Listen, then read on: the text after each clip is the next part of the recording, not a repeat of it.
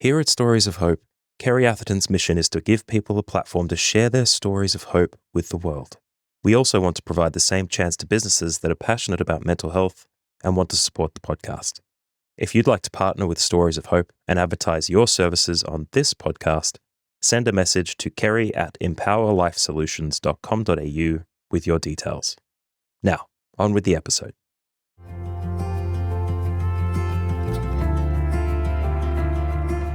In times of trauma and adversity, we must create space for connection by sharing a story of hope. Welcome to Stories of Hope Worldwide, hosted by Kerry Atherton. This podcast shares inspiring stories of individuals who have faced significant challenges and emerged stronger, offering hope and resilience to listeners all over the world. Join Kerry, the founder of Stories of Hope, every week to hear these remarkable journeys and find strength to overcome your adversity. Now, let's listen in to this week's conversation.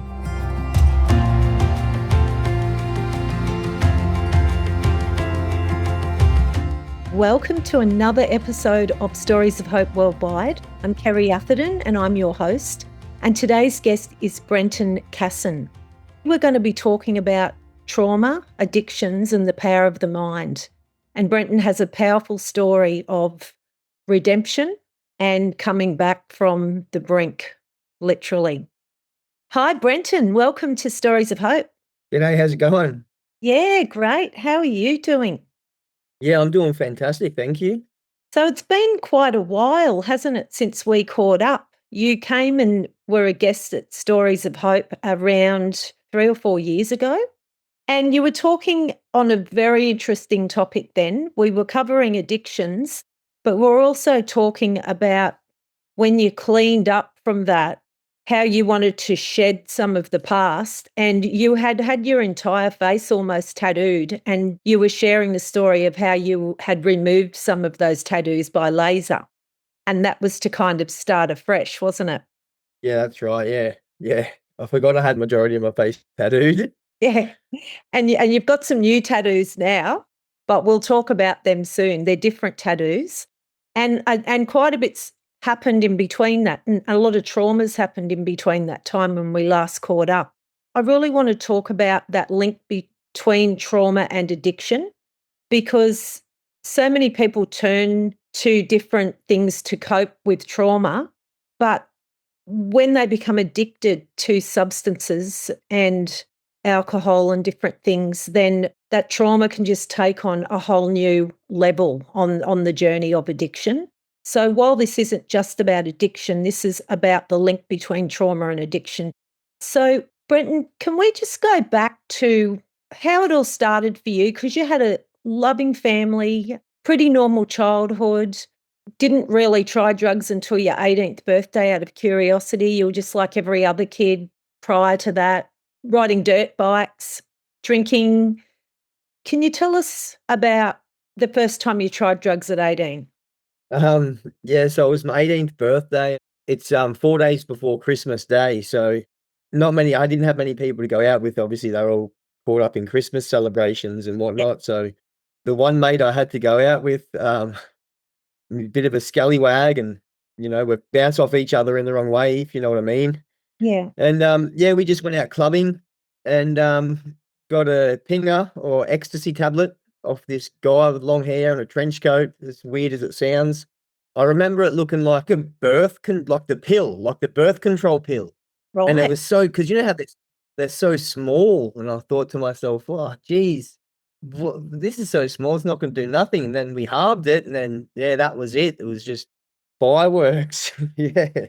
The reason why so many young people continue to recreationally take drugs, hey, for the wonderful effect until they become addicted or the effect is not that good and something bad goes wrong. Yeah, that's right. That's a sad thing. After that, what happened, Brenton? Because I know that you really slipped into a really dark world. I know that you went through a really bad breakup when you were 22, but how did the drug use progress between 18 and 22, or was it at 22 after the breakup that you really started spiraling? Yeah, it was at my breakup I really started spiraling. I was just talking to my wife about this the other day, actually, and the day everything happened with my ex, and I just remember just not wanting to feel anything, and I called my mate that I knew, he's a dealer. I called my mate, and he said, just come over," and I went to his house, and it was just more pingers, and I think I had a 10-pack, 10 pingers in the space of 6, 8 hours, just so I didn't have to feel anything. Yeah, and that's when the me not caring just began. Right. And how long had you been with your girlfriend? I think we were together for roughly a year and a half, maybe 2 years or yeah, I think. I'm not exactly sure. Yeah, we had a little a 6-month-old baby together, and that's what broke my heart. Oh, right. She actually got together with one of your best mates just weeks after, didn't she? Yeah, yeah, I'd say about not even a month after they got together, and then my trust with, everybody just diminished. I had no trust at all, I ended up getting trust no one on the back of my head. That's a pretty lonely place to be in, isn't it? When you feel like you can trust no one.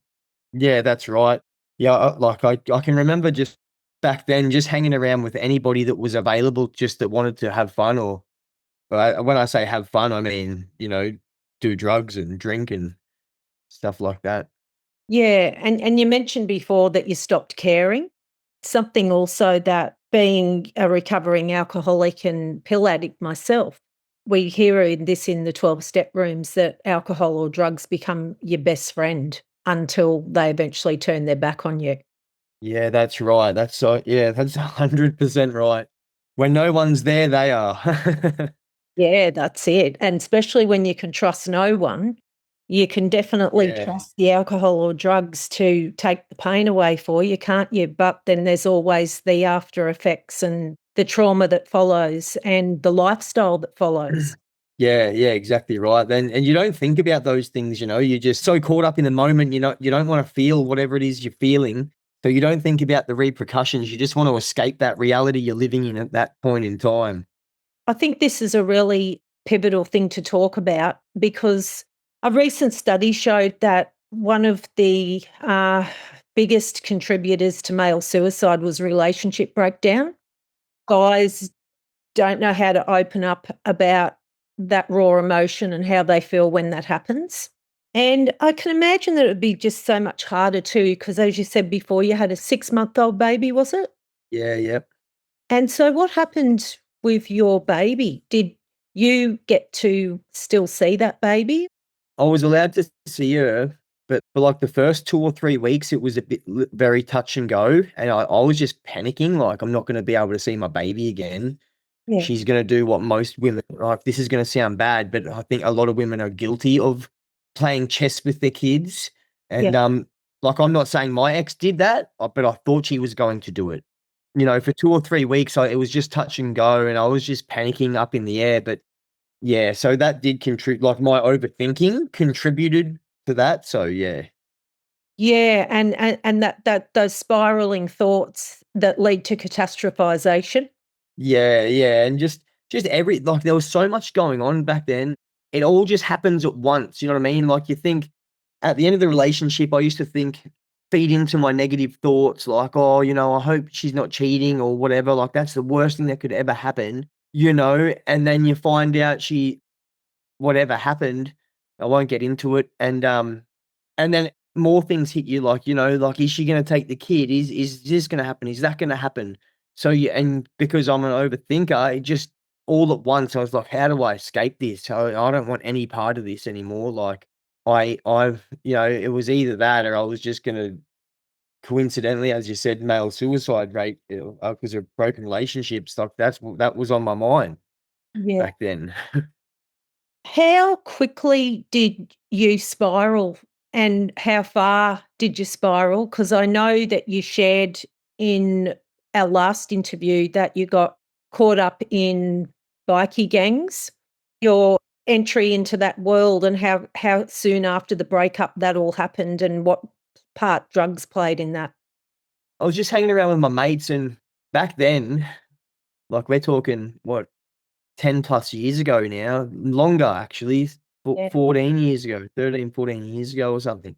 Like, everybody wanted to be a bikie back then, you know, that was a cool thing to do. So all me and my mates are all wanted to be bikies, and as silly as that sounds, yeah, we all wanted to be bikies, and you know, we were meeting new people every weekend to try and get our foot in the door, and then eventually, out of everybody, I ended up meeting somebody that was a member of a club, and yeah, that was it. That was it, and I become a prospect or a nominee. I had to go through my nom phase, which they fast tracked me. I think I was only a nom for 5 months or something, and then got my patch, and it's a bit blurry because the Yeah. parties we had at the clubhouse were so but yeah, it was a wild phase. But I do remember our club ended up getting taken over by another club. At this stage, I was already using heavy drugs. I wasn't just on recreational stuff anymore. I was caught up in heavy drugs. So And when you say heavy and drugs, what are we talking about? meth or ice. And you know, when I first joined the club and they made me a prospect, they told us there's only one thing we smoke through a glass pipe here, and it's pot. There's only one thing we inject, and it's steroids. Because you know, they have a rule, you can't smoke ice or you'll get belted and kicked out of the club, because you know, Right. you can't be trusted when you're on that stuff. Yeah. And then, yeah, when we got taken over, the other club give us an option. We could either have a patch for patch or leave. I was so caught up in drugs, like I was injecting ice at this stage, the IV, and I just thought, well, this is my way out, you know. And I already knew in my mind I was a junkie. That's how I seen myself anyway. And I thought, oh well, this is my ticket out, and I can keep having fun without any repercussions. And then that's how it went from there. But I was at this stage, I was still. This is still the beginning of my downfall. Just before we talk about the downfall, what do you think the allure or attraction was back then to become a bikie?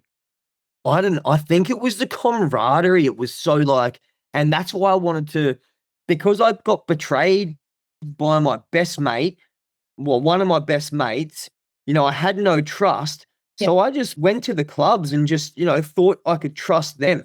You know, I wanted that brotherhood. I wanted that friendship, that trusting brotherly mateship didn't have to question. That's what was so enticing about it all.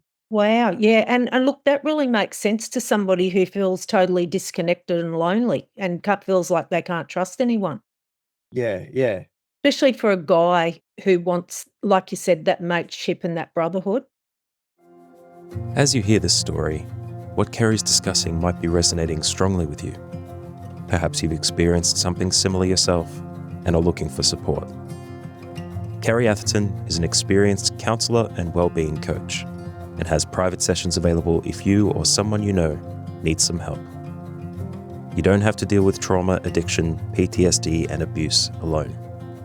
If you'd like to talk about today's episode or your own experiences, book a session with Kerry at empowerlifesolutions.com.au or check the link in the show notes and embrace a future filled with hope. Now back to the episode.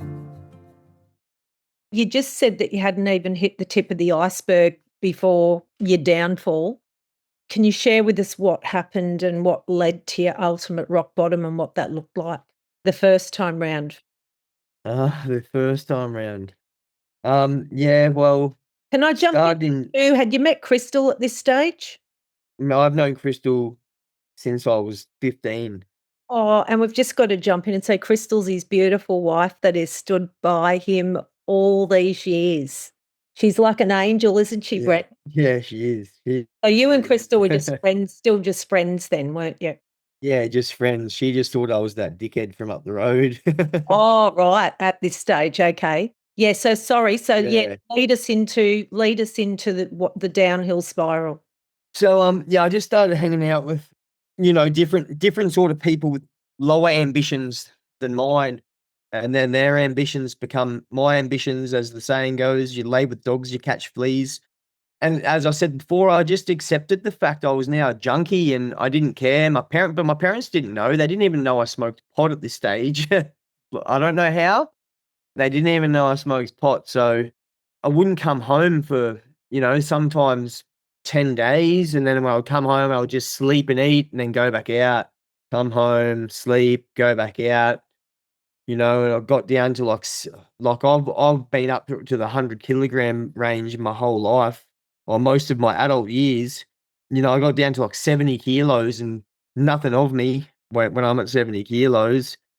I remember it was Christmas time.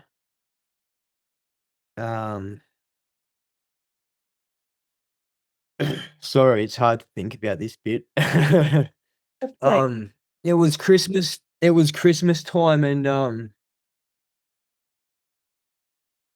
we're at my sister's house, and I was scattered, real scattered, and just trying to sleep, and she kept trying to wake me up, and I spat in her face and did all this disgusting stuff because you're just not in your right mind. And um I remember my mum walking home from my sister's house and saying, "What's wrong with you?" Like, that's when she, you know, knew that, something was happening. Sorry, I'm just, holding back tears here. oh,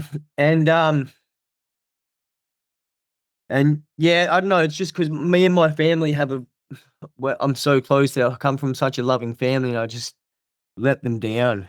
So that's what that's why I get so emotional when I think about it. it's understandable that that would really hurt you now that you look back on that.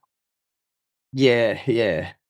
And, yeah, that's when they knew something was going on. I'm skinny, I'm not acting myself. I'm that funny. I was always that funny life of the party, nothing could offend me guy, not was not an angry person or anything.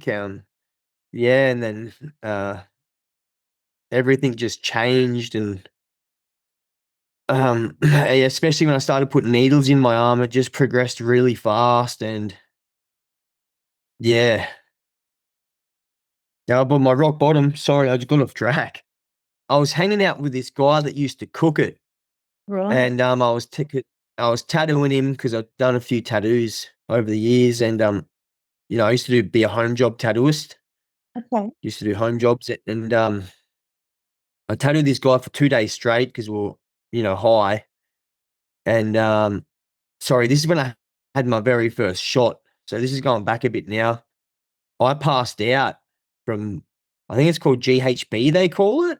It's Yeah, that's Frank or Fantasy? yeah, that's isn't that the horse tranquilizer? No, that's ketamine, Oh, okay. Yeah. I think. Oh, there's so much new stuff now, but yeah. Yeah, so I had this stuff, and I franked out, so that's just, when you have too much, and he wanted me to keep tattooing him, and I just remember waking up, just coughing my guts up, just feeling so euphoric, and just a cold rush down my throat, and it was the best feeling I've ever felt. I'll never forget it. I'll never ever forget it. I always think about it, even now, and Right. just the feeling of it, and just it was better than sex. It was honestly, to me, it was better than sex. Yeah, I've heard And, people say for that about that drug. yeah, and, for a bloke to be saying that, that's Yeah, I know, that's a big right? deal, you know? And, yeah, so I learned how to do it myself, and I was doing it myself, and, well, I could tell you heaps of stories along the way, but, I'll just be getting off track. But, long story short, I went home, and my parents were there, my sister. My sister and I never seen eye to eye. And, she goes to me, they're all there, and they're saying, "Oh, Brenny, what are you doing? What are you doing?" I didn't know, but they found needles in my car. That was sort of the confirmation that they needed, Yeah. and, they didn't want me to leave. And I was already days old. When I say days old, I mean awake for days. And, I was probably 4 days old, and, "Don't leave." She's pleading with me, "Brenny, don't leave. Don't leave, Brenny." Like, this is my sister. We fight, fight. "Don't leave, please. I love you." And then, yeah, and I just Just had to get out. I just had to get out of there because I just thought they were trying to stop me from having fun. It wasn't. It was an intervention, but not an intentional intervention. Like, they Yeah. didn't know it was an. You know what I mean? Like, they were just like, "How can we keep him home?" Not saying I had a problem. They didn't even know what drugs I was doing. They just knew that I was on using needles. But at this point, I saw. I still had that thought in my head, I can just stop whenever I want to. As silly as that sounds right now, I honestly thought I could stop whenever I wanted to. That's the disease of denial right there, isn't it? Yeah, yeah. And you couldn't. No, I couldn't. I didn't try, to tell you the truth. They knew what I was doing then, so I was like, "Oh, tick of approval." Got that out of the way. Didn't like them knowing I was doing it, so I hid it from them. And then I didn't work for 2 years at this stage. 2 years. I was on Centrelink just and tattooing people and just being a loser in general, to tell you the truth. And how much a day was your habit Yeah. then? Oh, I don't know. I used to do bad things to get it. Me and my mates would rob drug dealers and stuff like that, like meet drug dealers and just, things would happen and then we'd take all of their drugs and all this sort of stuff. Or I would tattoo people for drugs and stuff like that. Maybe like $200 a day. Yeah, for back then, that's a lot, hey? So you're in really deep and dark, hey, in that dark world. Yeah, yeah. Yeah, but, it's changed now because it's so cheap now, where back then it was so expensive, but the quality of it was really, really good. When Yeah, now it's just been laced with anything, isn't it? Everything. yeah, yeah, yeah. Yeah, so I'm just trying to piece things together. It's really hard because, when you're high all the time, you're high all the time, it's hard to like, I can tell you 100 stories, but I don't know the timeline of it, if that makes sense. Yeah, I no, was that does. also on Yeah, Xanax. for anxiety No, just for fun. or for fun. So I'll get on ice and Xanax as well, and then it'll just make me careless and do stupid things. But yeah, so I didn't try and get off of it. I was still, hiding it from my parents and that, and then, I met me and Crystal started hanging out with each other, and then she says to me, "What are you doing? Why are you acting like this?" And, it's not the friend she remembered. And then I remember we were at my brother's house one night, and I pulled a pipe out of my pocket, and I said, I'm quitting." And she just like, "What? I didn't even know you did that sort of thing." And I said, I wanna quit, and I need you to help me because I was sick of it. I was sick of the paranoia all the time, and, I would show up to Crystal's house at 4 or 5 a.m. in the morning with bats and stuff, hiding from shadow people and, So you had drug-induced um, psychosis? all yeah, like all the things that come with it. And, so her family sort of took me in, and, I didn't know, but my parents were calling Crystal, checking in on me. "Is he there?" And she's like, "Yeah, yeah, he's here. He's just sleeping." And, "Oh, good, good, good." Yeah, and then I started to get better. I cleaned my act up a bit, not completely, but surprisingly, I just started smoking heaps and heaps of pot to slow my mind down. And, that cleaned me up for about 12 months. I didn't have any ice for, like, 12 months, and then I would just occasionally do it again, but then I would be way worse than what I was. Every time I would relapse, I'd be way worse and have more stuff to the point where every time I would do it again, I would be in psychosis, drug-induced psychosis immediately as Wow. soon as I had it. Like, it wouldn't take days, it'd be immediately. Yeah. Very scary place to be, hey? Yeah, yeah, horrible. Some of the things I've done in psychosis is crazy. Like, you look behind doors that are already open. Yeah. You know what I mean? Like, a door's up against the wall and you think there's somebody in between the door and the wall. People hiding and in these impossible spots, and there's people out in the trees, in the leaves, and, up in your roof. They're listening to you, and you can hear what people are thinking, as crazy as that sounds. But, yeah, it's a wild, wild world.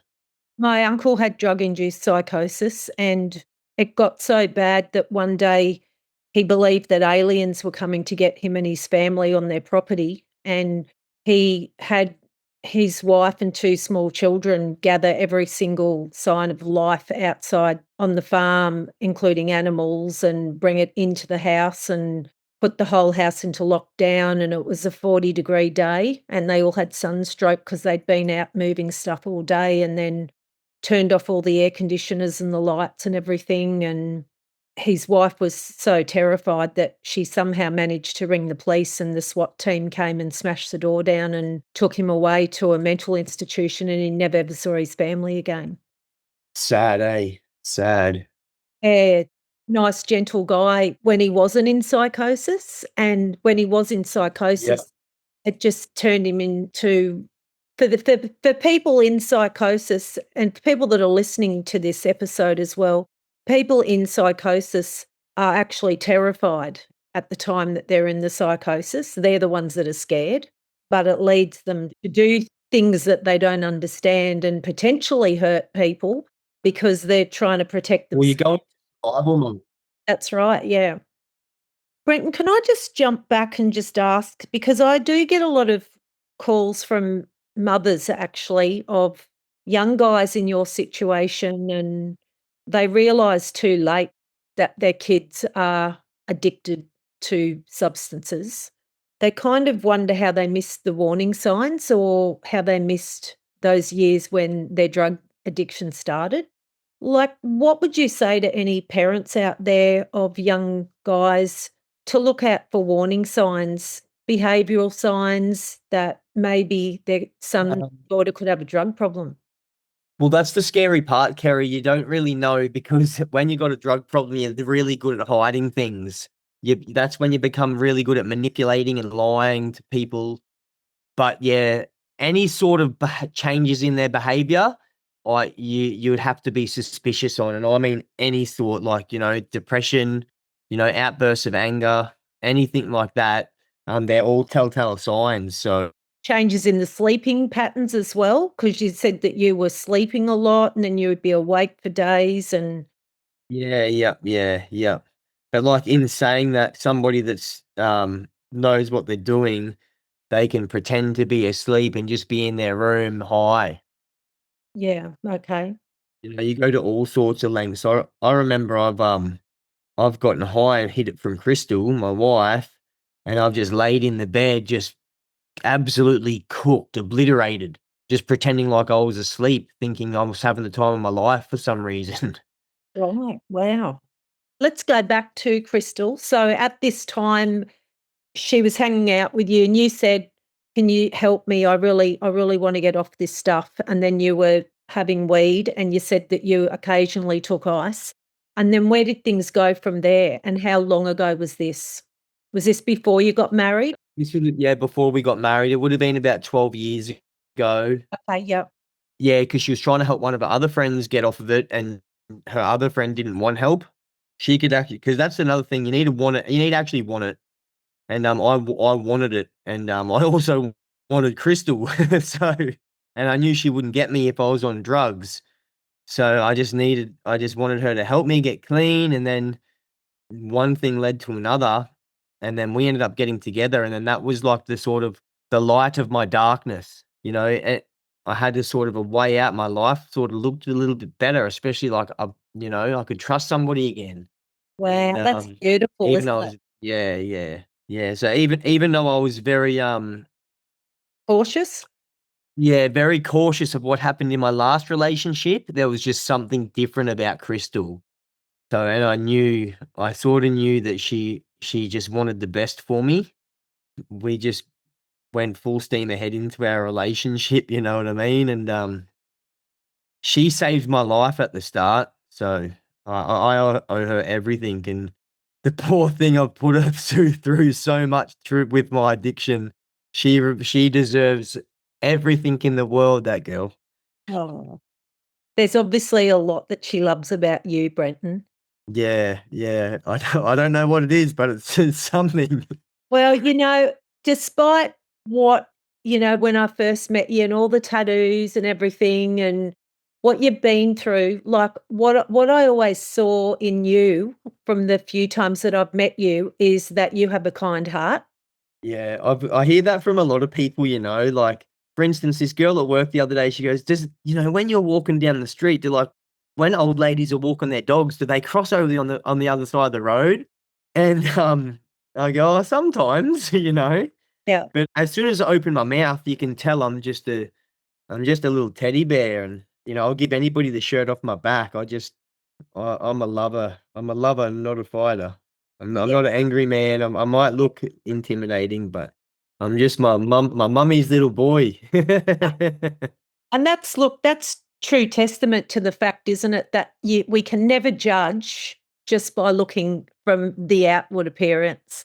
And I know when I went through my really hard time about 8 years ago and I hit a rock bottom, it was probably on the flip side, but people looked at me, and because I was a counsellor and a community leader and different things, and thought, oh, she's got it all together. But the truth is, I was the loneliest person in the world who was suffering so badly. And I had hardly anybody reach out to me because of the judgment the other way. Do you know what I mean? So we can never presume just by looking from the outward appearance. So the big message here is take the time to get to know someone's heart, isn't it?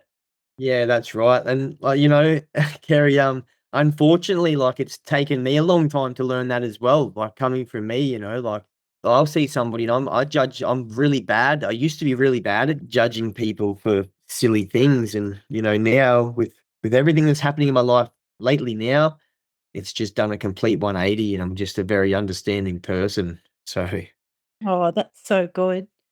We could talk for about a year, really, couldn't we, about everything that you've been and the stories and everything.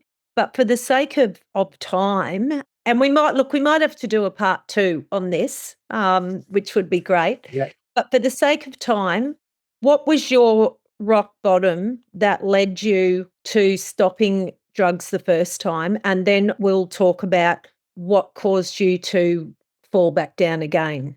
You'd given up and you were just smoking weed but you were smoking weed for about a year, and then you had said that you'd tried ice occasionally.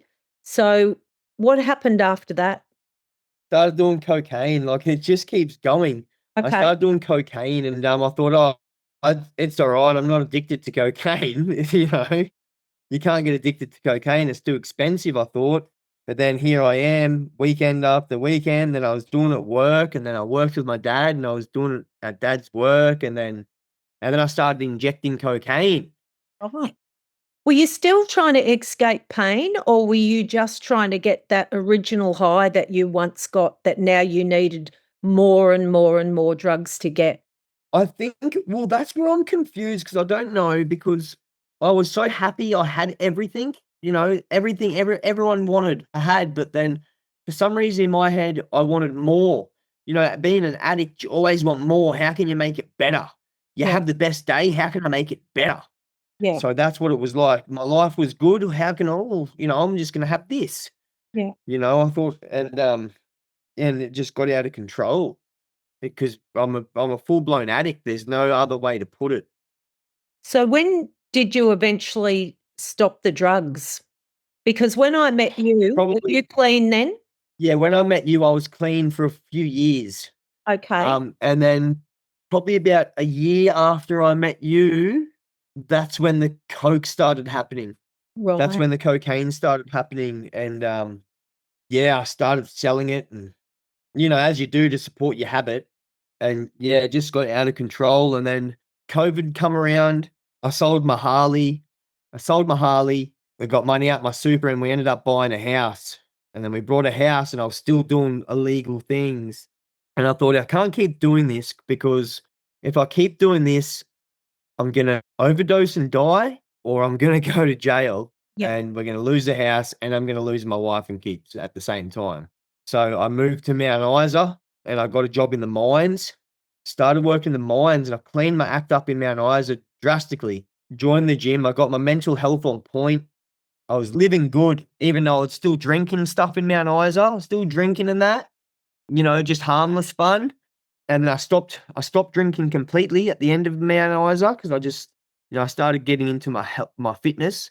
And then we moved back from Mount Isa. I thought I was so mentally strong and I could do it. And yes, this is it. Let's go home. Nothing can beat me. this addiction won't beat me anymore. I finally got it. Come back home to the Gold Coast, and I was wrong. Boy, was I wrong. You know, I had all this stuff lined up with Andrea from the AAIC, the Australian Anti-Ice Campaign, because I had, it was like a year and a half clean time up. What a small Beautiful world, lady. hey? Yeah, I interviewed her last Yeah. week. How 6 long ago years. was this? This was at the start of the end of last year, about this time last year, and I was clean off ice at this stage for like 6 years, but I only just did like, you know, a bit of coke here and there, and then before we went to Mount Isa, I was doing heaps of coke. Yeah. Yeah, I come back and thought, yes, I'm finished with addiction. I'm done. I'm finally kicked it in the butt, and then I moved back, and everyone here just triggered me. Like, they didn't do it, I triggered myself, but just seeing them set off triggers in my mind and going certain places, and then one thing led to another. Yeah, but my wake-up call recently is we went to the casino, Brisbane casino, 6 months ago. I was shooting up cocaine in our apartment, and I overdosed. Oh, I wow. overdosed, and I overdosed a few times on coke, and you know, it's a very scary thing, and every time it's like, "This is it, I've finally done it. I've finally done it." You know, I've got the and you everything goes it's funny what happens because everything goes through your head in a second. All the mistakes you've made, all you know, everything. It's like a quick little snippet of your life, and it's like, "Well, this is it, it's done."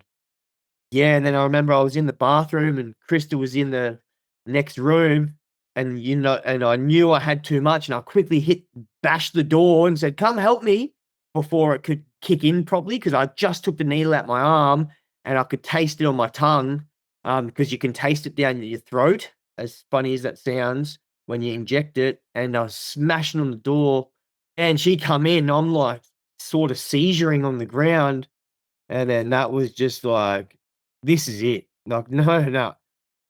It's been I've had a rough life, but, yeah.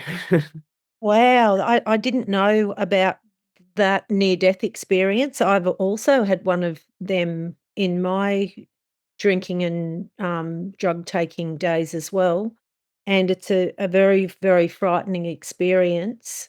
Something that we always talk about in the 12-step rooms is if you wanna remain in recovery, you can't go back to the old environment.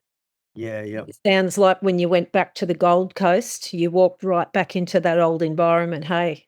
Straight back into it. Yeah, and, like, lately now, this I can say with in my heart of hearts, with every bone in my body, you need to really want it to change. This time around, the hardest this is the hardest thing I've had to do. I've got rid of everybody that I talk to. I don't talk to anybody anymore. My best mate that I've known since I was 7, I stopped talking to him, and he's an addict. That was the one thing I swore to myself I would never give up on him because I was the one that introduced him to ice. Yeah. And, you know, and I just felt so guilty. I was like, "Well, I won't give up on you because I've sort of done it, and I just want you to do it too." And because you don't want the help, and I can't be around that anymore. So I've just got rid of that completely, and, you know, I've surrounded myself with just people that are on a higher level with me, higher level than me, just for the time being until I can get strong enough and then I can start mentoring other people. I love that, Brenton. There's a great saying, isn't there? And you talked something about before, if you hang around with, what was it? Dogs, you'll get fleas. That's right, yeah. And we become like the 5 people we hang out with the most. So it's very interesting, isn't it, how this has come full circle for you? Because the very thing that led you to spiral was losing trust and being isolated. And now Yeah, to find recovery, you've had to isolate yourself once again, but you're rebuilding now on such a positive anchor and such a rock. And faith's also played a big part this time round, hasn't it? yeah, that's right. I started getting little signs, you know, and funnily enough, it all started when I met Andrea. Oh, As soon as I met Andrea, that's when it all started, and, she planted this little seed, and she, you know, she made me feel like good person. And yeah, I just started getting little signs here and there. And then so I would test the signs. I would test them, and I would do things. I would get rewarded. I would get little rewards in ways, and my life would get a little bit better and better. And then one day I was just in the bedroom alone, and I just got down and just said, I've tried to do it my way my whole life, and it hasn't worked. And I just surrendered myself to Jesus Christ. Wow. Life has never been better. It's honestly never been better. Like, I've met all these new positive people that all as they know is love. And that's all I've really wanted. And I just went to this men's ministry the other night, Iron Sharpens Iron, and met all these blokes, and Oh, wow. they loved having me there. And it was good to, they message me every day and check up on me, and it's just unbelievable how good my life is at the moment. I know before the interview we were talking to each other and we were talking about ADHD, and Yeah. I've never been able to read a book in my life, Kerry. My Oh. whole life I've never been able to read a book. I just read the words. I don't know what that was about. I'm just reading the words. And Yeah. but I've started reading this book. It's called Level Up. It just teaches you how your mind works and how powerful your mind is. And what I've learned so far in it is, do you mind if I tell you what I've learned out of the Oh, book? I'd love you to, because I was going to ask you now, what are your self-care strategies to keep you on the straight path? Oh, well, before I get into the book, I'm excited about the book. Yeah, It's so no, you go fascinating. for it. So what I do is I've got a little journal and stuff, and I write a routine. My life is very military routine. I'm up at 3:30 in the morning. I'm in the gym at 3:45. I go to work until 6. I come home, have my breakfast. My calories are all on point, all counted for. I go to work. I don't get home till 5. I get ready for the gym the next morning. I go to bed and then do it all again. Yeah. But as when I'm in the gym, I've stopped listening. That's another thing. I've stopped listening to music. I have to stop listening to music because certain songs remind me of drinking and Yeah. partying. Triggers, So I stopped listening to music, and you wouldn't believe it, but in the gym I listen to scripture. Wow. So and it makes me feel good, and it puts fire in my belly. Like, some of the scripture is so strong because we're soldiers. God wants us to be his soldiers, and yeah, it just fires me up. But I'm getting back to this book, Level Up. It just teaches you how your mind works and how powerful your mind is. I'm only up to chapter 3, but pretty much it teaches you we're only born with 2 fears, and that's falling and loud noises. They're the only 2 fears human beings are born with. Wow. Every other fear we have, we've learned. So, and the amygdala in your brain, that tells you, don't stand on that, it's a snake, and that's what gives you your fear. Or, oh, hang on, that could be a bear out there, or, because it's physical fear to protect ourselves. And as we've evolved over time, we now live in safe houses and we've got nothing to fear. So our brains turn into other things like anxiety, depression. You make up stories in your head about the future that's not even real. How crazy is that? So you think to yourself, oh, I don't want to do this. I'm not going to try and do this new thing that I really want to do because I could fail and this person's going to laugh at me. It hasn't even happened. You've imagined it and you're making up this fake story in your head. I could just keep going on about this book, but yeah, it's really good, and it teaches you about like your identity and your character, and you're not who you think you are. You just tell yourself you're this person, but you're not that person. You've taught yourself you're this certain character out of this game, but you're not. You've got to, it's like playing a video game. You can play this game, you keep doing the same thing on the game, you keep dying, you're gonna change something to do, to level up. You know what I mean? That's what I'm doing now. I'm doing things I've never done before, like read books. I'm reading the Bible. I've got rid of people out of my life. I'm doing, certain courses which I've never been interested in doing. I'm doing things. What I've learned in the last 2 months is doing things you don't want to do and doing things that make you scared is what makes you better. And that is the key That is the main and only ingredient to be better. That's awesome. I loved what you said before. Yeah. But as we come to a close now, I love what you said before about how all you ever wanted was to be or to feel loved. And at the core of every human soul, that's all we really want.